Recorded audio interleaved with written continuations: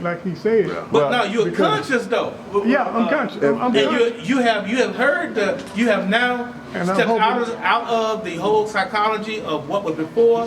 You have heard this whole story about Oshun and everything, and about the importance of that spirit of love. You don't want to rape the earth.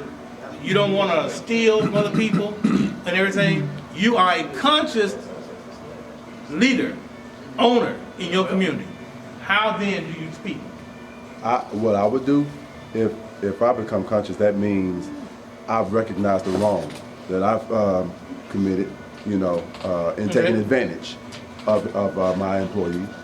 I would bring that person to the table and try to make it right. If that means giving him shares of the company. Reparations. Right, reparations. Yeah. If that means giving him shares of the company, if that means changing rules and regulations and policies and everything, I would make some steps to make it right, because now I've recognized this person, because I still want to maintain ownership. I don't want to just give it away, but I still want to maintain ownership. But I want to make as much right as I possibly can. Put forth the effort. I want to get their insight, their input. Find out what it is that would make them feel like it's more of a fair playing field. But I like with the that part kind of that you relationship. said you don't want to give up ownership, and you're Right. not trying to go broke either. Right, exactly. Okay, what were you about to say? No, I was about to say, like when I was working, I used a negotiation.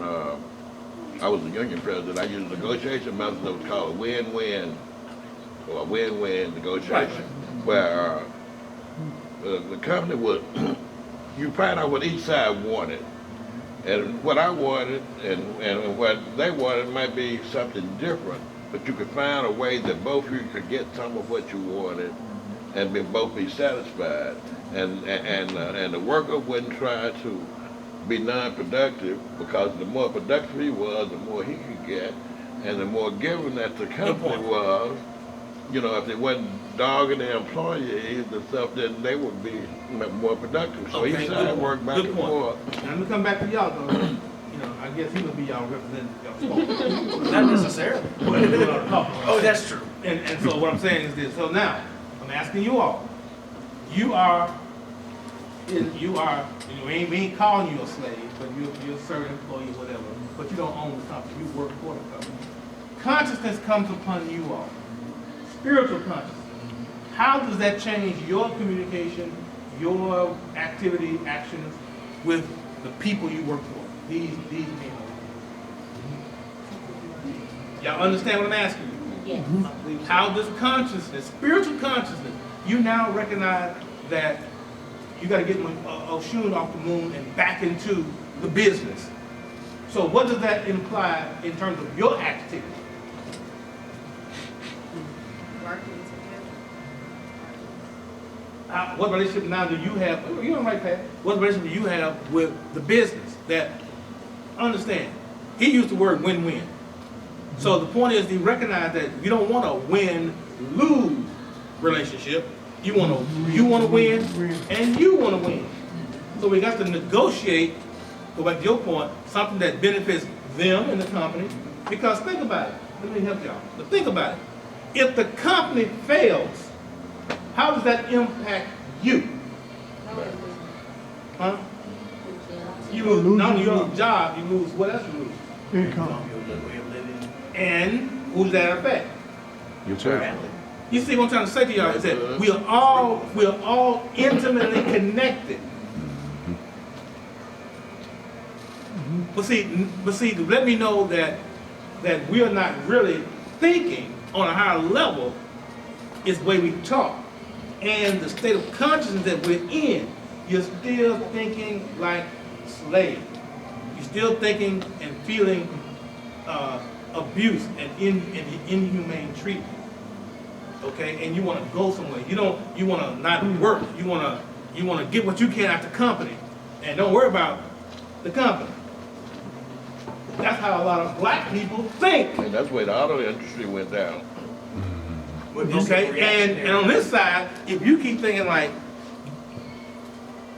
them and have no value, no respect for them, then that affects you, your bottom line. As a matter of fact, it affects the whole economy, the whole America. Because that's what we're stuck at. We don't realize that if Oshun don't get off that moon and come back and we express that to each other in our communication, and our exchange, our productivity, we all lose. This is where America is today. We need conscious business owners and conscious workers who have a similar vision to understand that if we don't work together, we all lose. Think about it. When you're talking as a husband and wife, say these are the husbands, these are the wives. If the family fails, who does it affect? Everybody in it. Everybody in it. So we have to know how to talk to one another, have a win-win situation to go along. Because maybe there's a third alternative that's better that we embrace than my plan, your plan. Otherwise, we're going to be arguing from two positions. You see what I'm saying? So what I'm trying to say is that we got to create a new America. We got to create a new Pine Bluff. And to that extent, you got to know how to work toward unity. Because, yeah, you got to say some hard things to one another to understand that that's not going to work. And you got to realize if that don't work with your workers, we lose. And if we don't support the whole process and they fall, we lose. So what do you want to do? You want to lose? You want to hold your point? You want to be right so much that you cost everybody and everything? This is the problem that I'm trying to say politically, economically, that we have to address and deal with in this community. Because everybody's stuck in their own corner and want to be right. And what's going to happen is we all going to lose. Because let me put it this way to you. When you get off at 5 o'clock and you go home, guess what they're left with? Y'all know? Who are they? The owners. The owners, okay. They're continuing to work. Yeah, because they own the company. You go home to your family and come back to work the next day. If any of y'all have ever done self-employment versus working and getting a check from somebody, you understand that. Check's not guaranteed. No, It's not guaranteed. no, it's not. All the time. Exactly right.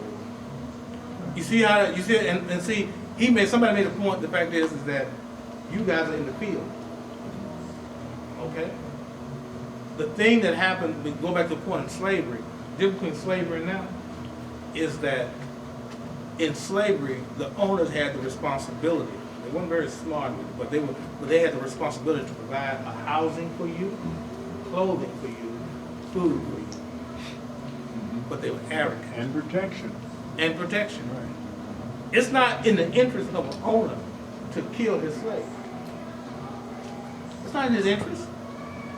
Why do you think most white people didn't own slaves? They couldn't afford it. And all could afford it. They couldn't afford them. Because you have to feed them, clothe them. Right. And the more you have, the more production you got to produce. You would have to have a need, I mean, a lot of land. That's exactly right. So, do you really want to be an owner? And the fact is, a lot of people in our community don't really want responsibility. They rather for the third entity called government to come and to give them something.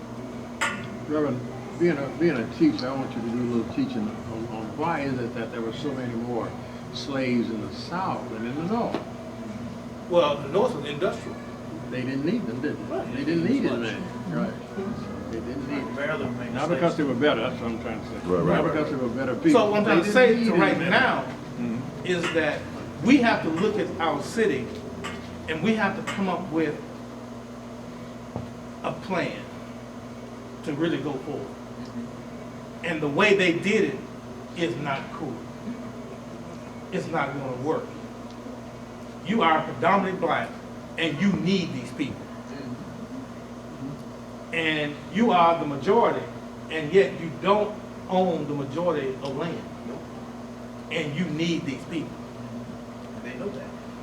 And you need to know it, that you are needed, and they need to know that you are needed. What I'm trying to say to y'all is this, and we're going to come to a close, is this. We got to bring love back into our city. We have to bring love back. Because while you look at the fact that Dumas is experiencing growth, Conway experiencing growth, look at all these communities right here that are experiencing growth, and Pine Bluff, that has the majority of black population, is not growing. Why are we not growing? Why are industries not coming here? Why should we be concerned about the level of ignorance and violence in our community perpetuated by our own children? Forget what white folk think. What do we think? That's the great question. And we can sit back here and we can point the finger and say, you white people, you white people, you white people. The question that I would ask, are you black people ready to step into their role and take their responsibility? And I know right now, you don't want it. You don't want it. And we be honest with one another, we don't want the responsibility of ownership. We just want to complain. But when it comes down to recognize that, you know, talking about going back to Africa, we need to go back and get some land. Doggone it, this is your land. You died and bled and sweated for what you got now. Take ownership. You are owners. I like the point that you made, or somebody made, about shares. You are our stockholder. You are our shareholder in the city corporation, Commonwealth, called Jefferson County Pine Bluff. Think like that. Think like that. And then we might see change. As black people, we might start seeing change. And stop thinking of ourselves as, even though to our extent we don't necessarily have the money.